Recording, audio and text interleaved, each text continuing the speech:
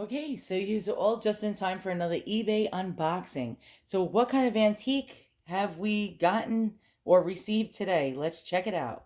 So these are the type of purchases that I call smalls. And smalls are things that are, small. And they don't take up much room.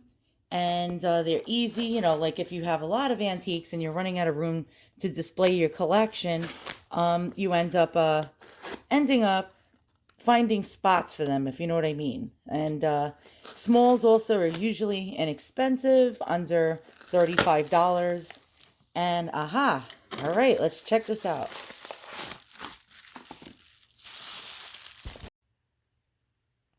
Okay, so this is the object in question that I just opened up.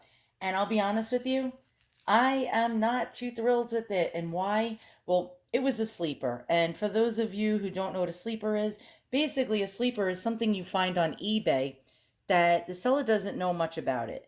So you try to get it for way cheaper than its value.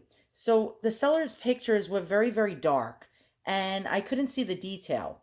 And but I could tell that this was German silver and antique. The seller said this was vintage. Now, anything vintage is at least 50 years old. Anything antique is at least 100 years or older. So the fact that this was antique made me happy. And what this is this is Art Nouveau. And Art Nouveau was from like the late 1800s to about 1905 or so. And Art Nouveau had these beautiful, really detailed designs, very naturalistic, very, very pretty. Like it would have flowers, it would have insects, it would have nature. And so I saw this and I said, oh, wow, that's got to be a silver purse. Now, in the pictures were so dark, the center looked as if it was brass, and then this part looked like it was silver. So I said, wow, a beautiful brass and silver antique purse. I'm on it. So I waited the 7 days for the auction to end, and I put a bid in at the last 5 seconds. It was $19.99 opening bid. Nobody else spied it, and I scored. Well, I thought I scored. Again, the seller's description was very lacking. It didn't mention that the center part was not made out of brass. It was made out of some kind of like oilcloth. And oilcloth is like a fake leather. It's some kind of fabric that they painted over to give it like a leather-like look. And the problem is, it's very, very stained. I don't know if you can see this, but it's really, really, really dirty and stained.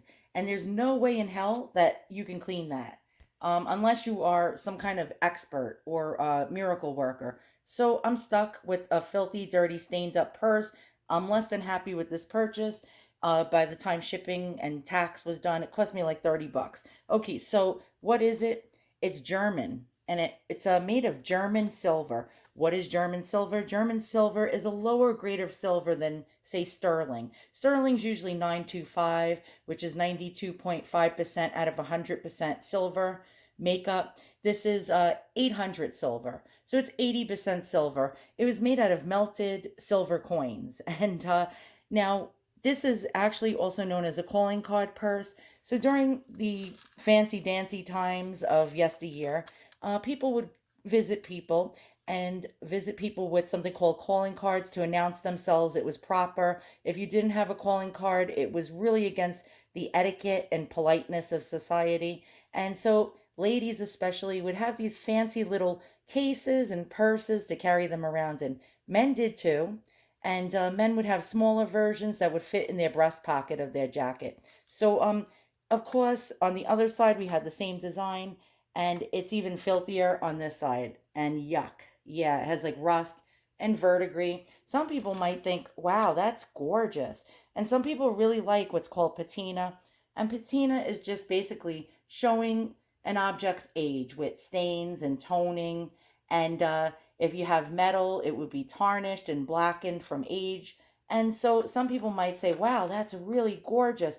To me, I don't like the stains. The stains bother me. But then again, I'm a little OCD. So let's open it up. Um, Somebody previously glued the snapback in it. I could see glue marks. The inside is a little whiter and cleaner than the outside, of course.